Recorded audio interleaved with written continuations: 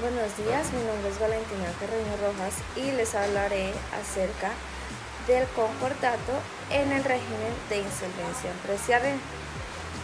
Se conoce como régimen de insolvencia el procedimiento por el cual una persona natural comerciante o una empresa pueden acordar con sus acreedores formas de pago de sus obligaciones atrasadas, protegiendo de esta manera sus negocios y fuentes de ingreso, o pueden liquidar su negocio o sociedad mediante un proceso judicial que tiene como objeto la protección del crédito y la recuperación y conservación de la empresa como unidad de explotación económica y fuente generadora de empleo, a través de los procesos judiciales de reorganización y liquidación judicial, siempre bajo el criterio de agregación de valor.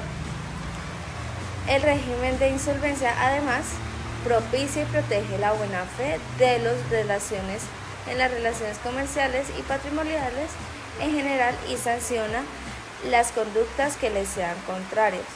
Es así como el concordato surge como una herramienta o un mecanismo de recuperación y conservación de la empresa como una unidad de explotación económica y fuente generadora de empleo, así como una protección adecuada del crédito. Del concordato resolutorio, ¿qué encontramos en el concordato resolutorio? ¿Cierto? Eso lo podemos contemplar en el artículo 1989. Las decisiones que fueron objeto del concordato solo podrán adoptarse con el consentimiento del deudor y el voto favorable de acreedores aceptados que representen no menos del 80% del valor de los créditos reconocidos. Los créditos por salarios y los créditos por prestaciones sociales no se tomarán en cuenta para determinar la mayoría indicada. O sea, estos créditos no se van a tener en cuenta para tomar la mayoría indicada. Pero si fueren exigibles, deberán ser pagados antes de ejecutar cualquier decisión concordataria. O sea, se debe de ejecutar antes en el caso de que se lleguen en el caso de que lleguen a ser exigibles. Si hubieran obligaciones, condiciones o sometidas a litigio, en el concordato se harán las reservas correspondientes para atender a su pago en caso de exigibilidad. En el caso de la quiebra, lo contemplamos en el artículo 1937. Se considerará en estado de quiebra al comerciante que sobresea en el pago corriente de dos o más de sus obligaciones comerciales. La muerte del deudor o su retiro del comercio, hallándose en cesación de pagos, no impedirá la declaración de quiebra, pero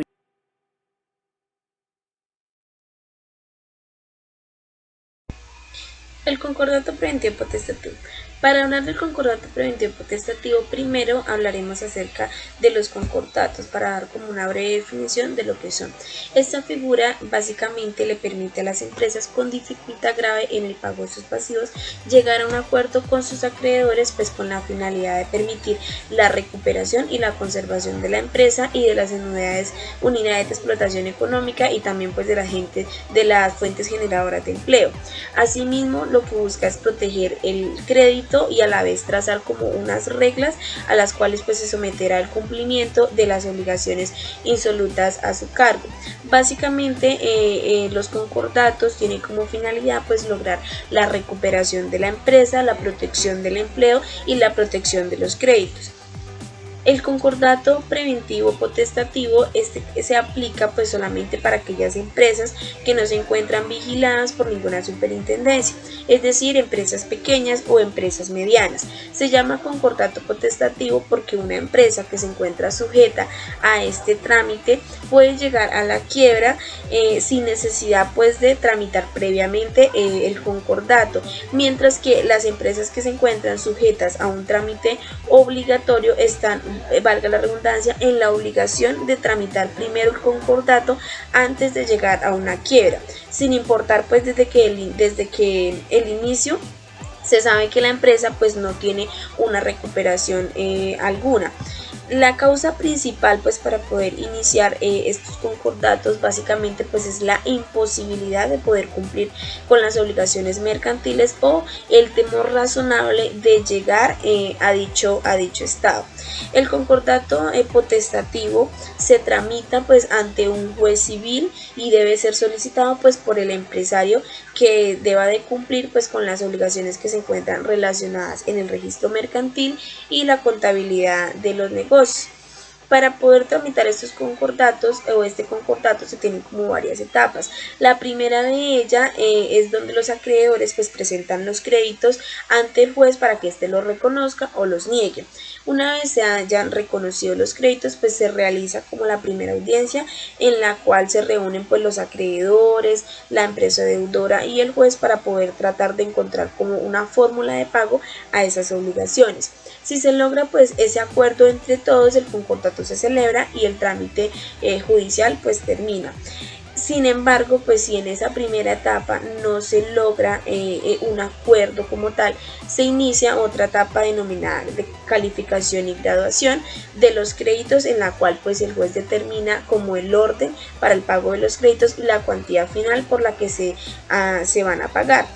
Culminada esa etapa, entonces se cita a la audiencia final, en la cual nuevamente se reúne el acreedor, los deudores con el juez pues para poder intentar alcanzar una fórmula pues para el pago de esas obligaciones.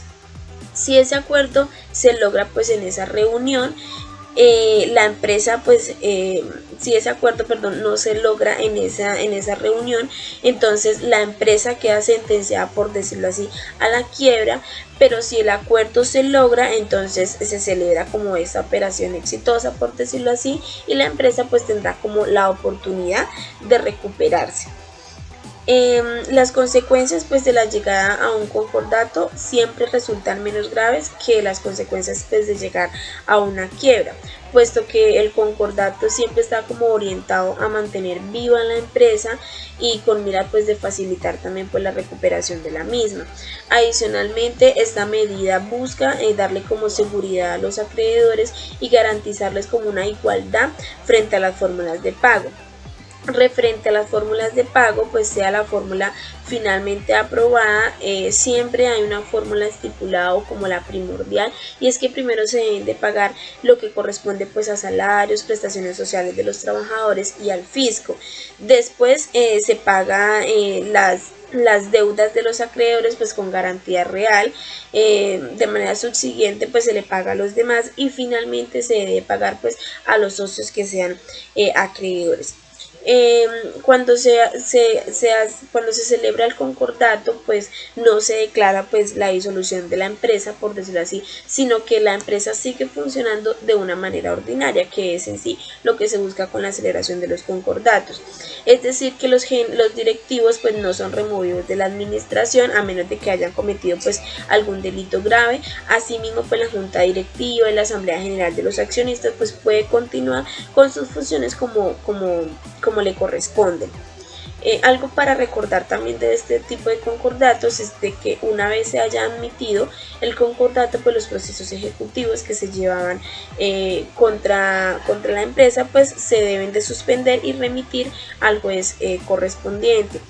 Para finalizar, pues básicamente en todos los casos las fórmulas siempre van a implicar pues un sacrificio para los acreedores y con seguridad pues nunca se va a lograr como un pago rápido, pero si el acreedor y el deudor diseñan el concordato de manera efectiva, entonces eventualmente ese pago llegará. Y básicamente esto es como lo más importante del concordato preventivo potestativo.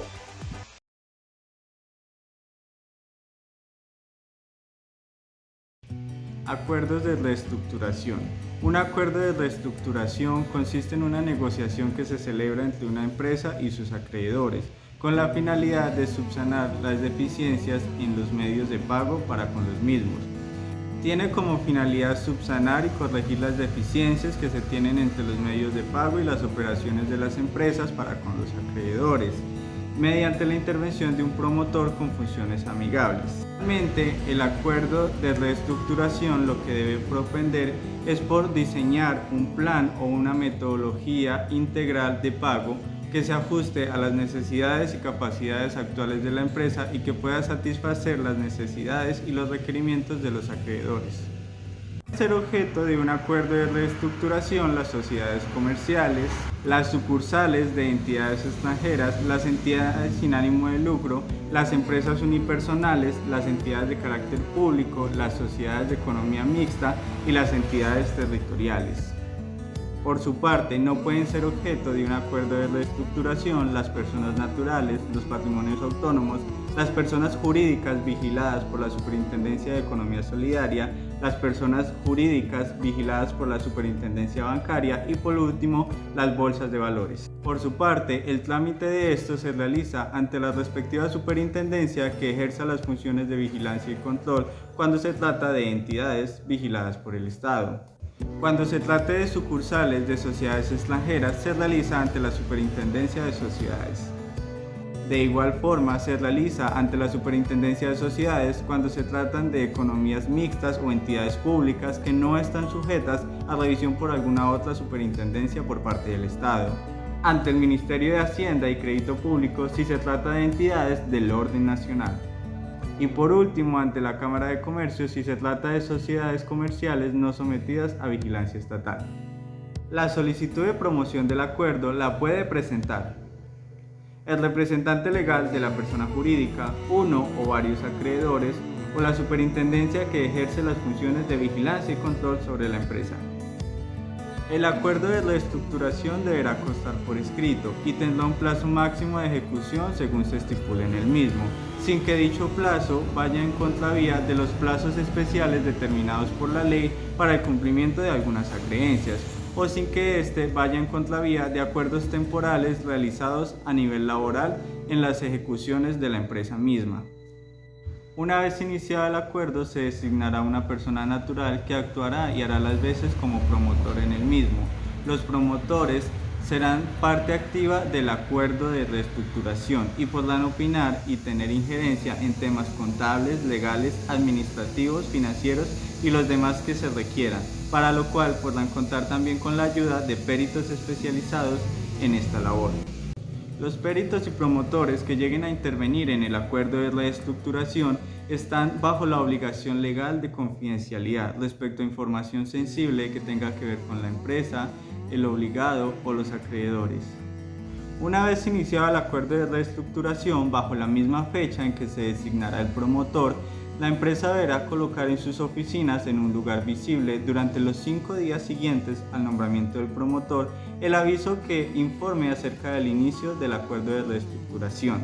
Este estará sujeto a las normas y a las costas establecidas por la Cámara de Comercio y a la superintendencia que haga las veces de su vigilancia y control. Dichos avisos deberán contener mínimo 2 requisitos. Número 1. Información completa que permita la determinación e individualización del promotor. Y número 2. La información completa que permita la individualización y determinación del empresario o los empresarios, según sea el caso.